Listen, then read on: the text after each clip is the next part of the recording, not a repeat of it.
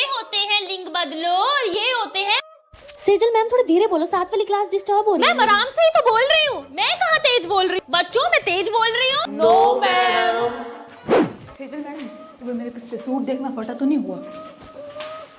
Madam ये तो पूरा का पूरा फटा हुआ है। मैडम धीरे बोलो, बच्चे सुन लेंगे। बच्चे क्या सुन लेंगे? फटा हुआ है तो फटा हुआ है। आओ ठीक कर रहा हूँ। बहुत ज्यादा फटा हुआ है मैम ये। मैडम थोड़ी धीरे बोलो, बड़ी तेज बोलते हो। नेस्टी इज ओही माइक नहीं चल रहा। आइडिया। सेजल मैम तो बच्चों 2 दिन की स्कूल की छुट्टी है ठंड की वजह से। सही है, माइक का काम तो सेजल मैडम ने कर दिया।